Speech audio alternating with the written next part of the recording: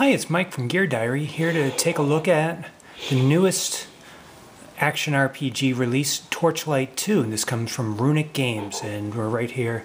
May as well start off right on the character selection screen.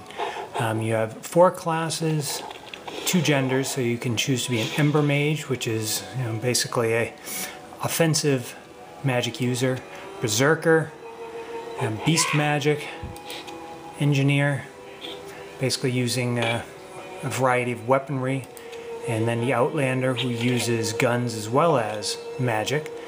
And each of these you can choose to be male or female. So I'll just go ahead and choose a female Embermage and name her my traditional female mage or force user name, which is Torchlight. And I'll just go ahead and you can see you can change the appearance.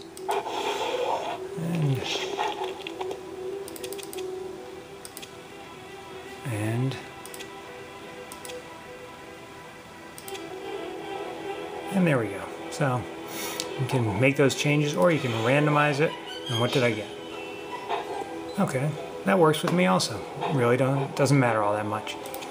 So then I choose your pet from a panther, bulldog, whatever a chakwari is, a cat, papillon, and a ferret.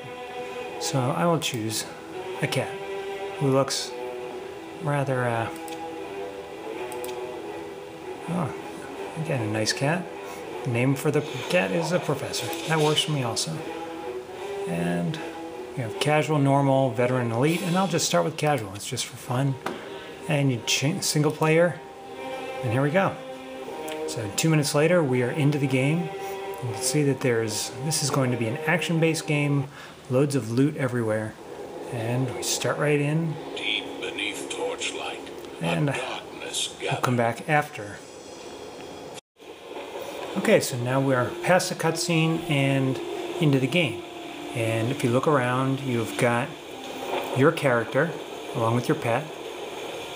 And you can click to move. And now you see somebody with an exclamation point. But that means go talk to them. This is as far as I can go. You should carry on to the Asterian Enclave, but you're on your own. Warn them that the Alchemist destroyed Torchlight and is headed their way. He may be there already. Okay. Here we go. Never seen the quest. Great. There's our quest. State your business.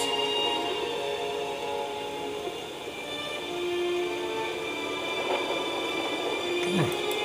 So basically it tells you to figure out what you're doing before you head along.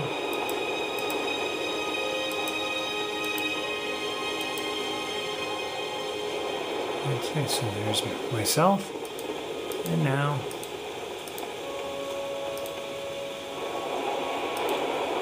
there's a lot of dead bodies. There's obviously been war, so now here we go. Come to a chest, pops open, and by default it's going to show you everything that's there.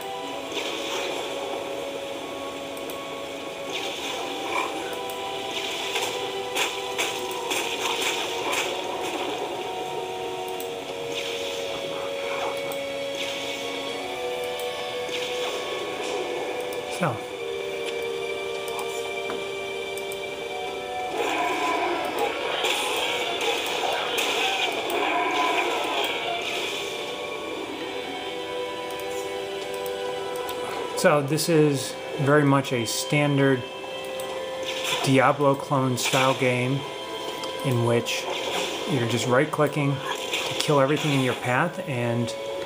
But the great thing about these games is that you have got your pet who does a couple things. First off,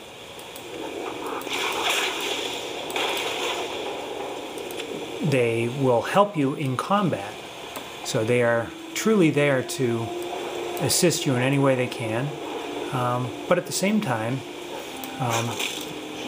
they're also loading up on stuff. So you can send them back to town when you get into a dungeon, and they will carry your stuff back for you. So I am starting to gather some stuff.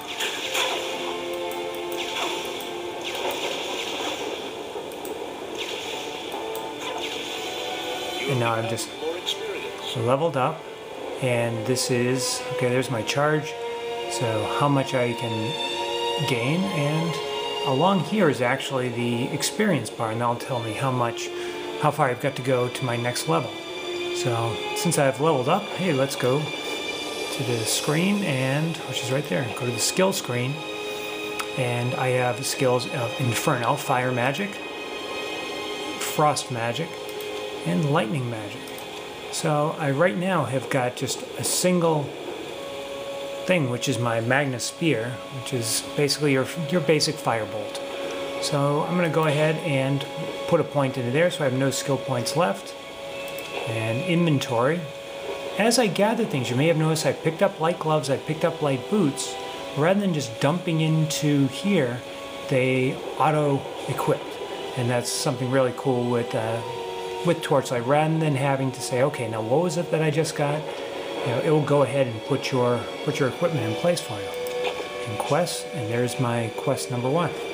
So let's close that up and say again, those are all just right over here. And along the bottom we have the mana, and we have the health. And that shows me all of my various stats. I've got my Magnus Sphere, which is really my only selection right now. I do have a staff equipped. And I can also, if I don't want to see everything that pops up that I can pick up, I can disable that. Now here you've got your pet, and it shows you what he might have. I've got my character panel. Now here's where I can actually change things. So I've got strength, dexterity, focus, and health. So I have 5 stat points to change, so I'll go ahead and add some to excuse me, my magic. So I added 2 there. I'll add 1 each to vitality and dexterity, and I'll actually add just a 3rd to focus because I prefer to be a wrecking machine. And then the 3rd one down is my overall stats. So I have got a fumble penalty, which is pretty significant, so that it's easy for me to hurt myself by messing up an attack. So now if you notice, my quest is that way, but yet I'm heading this way. Why is that? It's just the way I tend to play these games. I'm not all that concerned about exactly what the game wants me to do. And a game like Torchlight does have a lot of other stuff going on.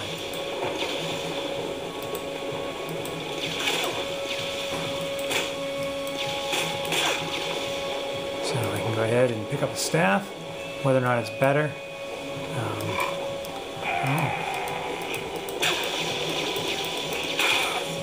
Okay, so I shattered him at that point.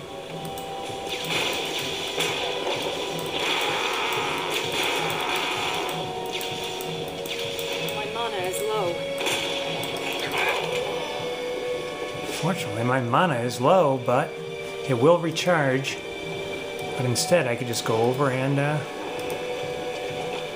beat on the people until they dropped. So this was just a little encampment, you know, not much of anything. So fortunately, the game pretty much tells you everything that you can do. So there's no reason for me to spend any more time here. There's just nothing going on. So I've done about all that I can do over this zone. So then my next step is to continue back along. Well, back along the path that I started, which will head me up towards. And again, by taking, if you notice, people that I was, that were taking quite a bit to destroy before, are now dropping pretty easily. And the reason for that is because of the choices I made in Level Up, I'm just that much more powerful.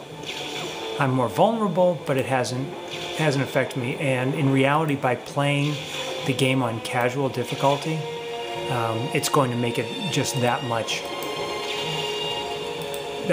easier for me to kind of plow through. So let's see. So I've got now a dead Vanquisher guard. Oh, and who happened to be a trap. So that was a very interesting setup, that it was somebody that it seemed like I should be able to check out.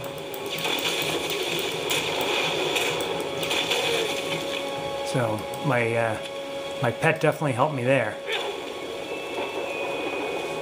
And that's really about all there is to say about Torchlight 2 at this point. Again, you've got different settings that you can do in terms of your video, audio, the details that you're showing within their controls, and it's really a very easy game to control. Your item display, what you're actually going to show, and I can at this point quit, and it should save all of my progress.